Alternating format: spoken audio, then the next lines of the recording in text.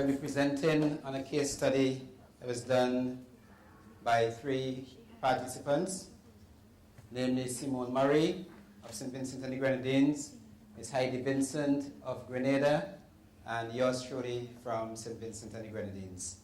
I'll be examining Vinci Fresh Limited, which is primarily an agro-processing company.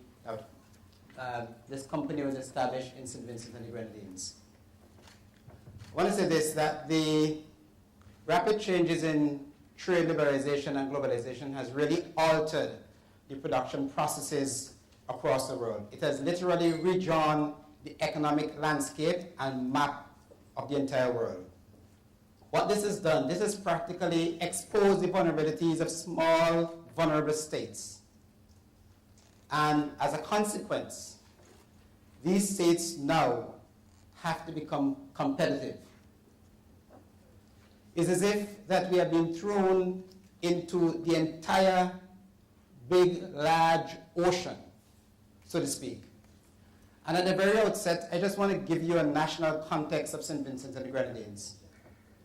St. Vincent and the Grenadines is primarily a monocrop agro-industry. Practically had a colonial-type industry, and it was based upon bananas. And the consequence of the loss of our preferential access to Europe has resulted in rapid declines in terms of our export earnings. For example, in 1991, we had an average income of probably nearly $40 million US. In 2013, we are just under probably $1 million US. This is a real radical shift, an actual collapse of the banana industry. I must say this, that we were warned for about 20 years that there are going to be coming changes in the whole landscape of our the marketplace. But in St. Vincent and the Grenadines, and I guess like most small countries, we're very slow to adapt. Slow in terms of our modernization processes and moving towards the fast changing pace. The study has revealed that in St. Vincent and the Grenadines, there are several policy papers and frameworks that have been developed to address this problem of export development and diversification, and how St. Vincent and the Grenadines can become fully integrated into the global economy. And one of the conclusions that I have arrived at is that there seems to be a lack of implementation of these studies in one way or the other, and two, there has been a constant same framework, a strategic framework in these studies. And I normally would say that we need to have a study to study the impact of other studies, because practically a lot of the studies have not really had any impact, right?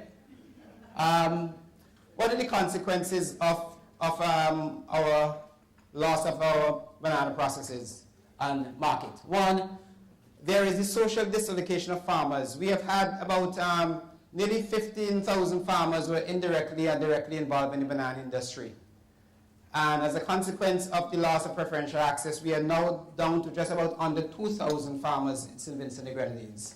Now, this has implications for poverty reduction, it has implications for food security and unemployment. Now, Vinci Fresh was established as a joint venture between National Properties, which is a government-owned company, and Wibdeco, now Winterfresh.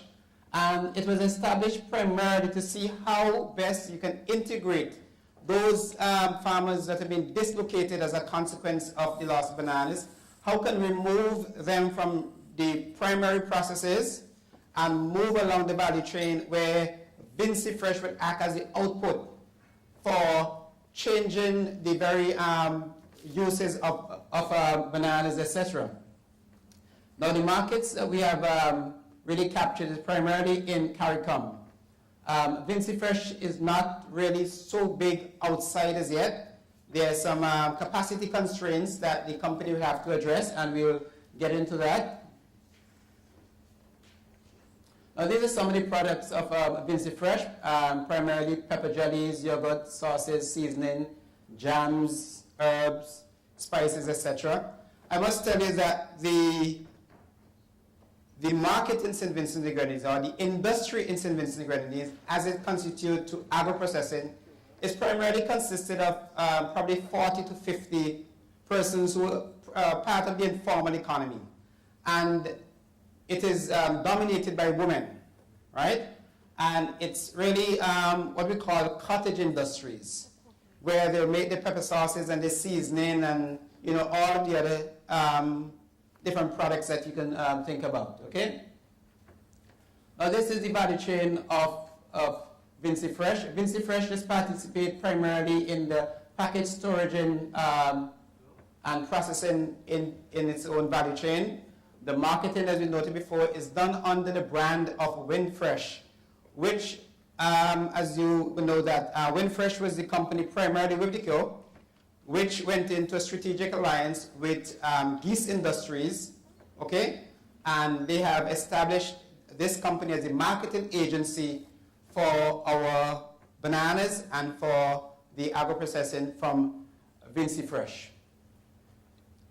Now, what are some of the global market conditions that we have here? Primarily, the vegetable fruit industry is about a $45 billion industry. It is anticipated that by 2015, you will have volumes moving to over 690 million tons, because it's one of the fastest growing industries in the Caribbean. Outside of the cultural creative industry, it is absolutely moving very fast. And one of the problems that we have is how can we, in the Caribbean, practically identify how we can create value and enter and participate into this global value chain. We have seen the advent of the growing power of the supermarkets. Supermarkets now a critical element in the value chain. They have in the value chain, they are what we refer to as part of the governance structure of the value chains. These are the companies that establish the standards by which that they're going to buy. So as a consequence of that, they have established, put their own suppliers, okay?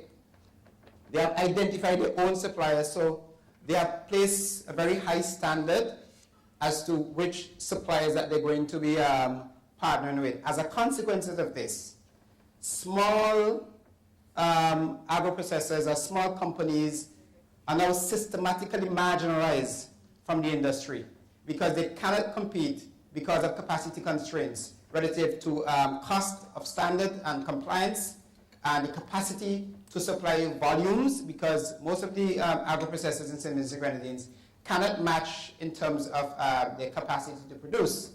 While they produce very, very good products, they cannot, they're not in the position to produce and to supply large orders, okay?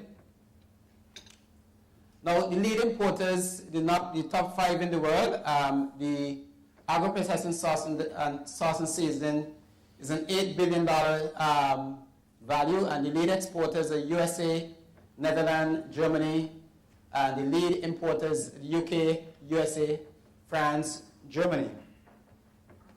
We have the jams and jellies, and again, we're seeing the same companies taking the center stage in terms of the exporters and the importers. And the lead firms again, we spoke about the supermarkets, the lead firms again are the Walmarts and the Targets and the Sainsbury's, etc. They dominate the market. What are some of the trends in the agro-processing industry? I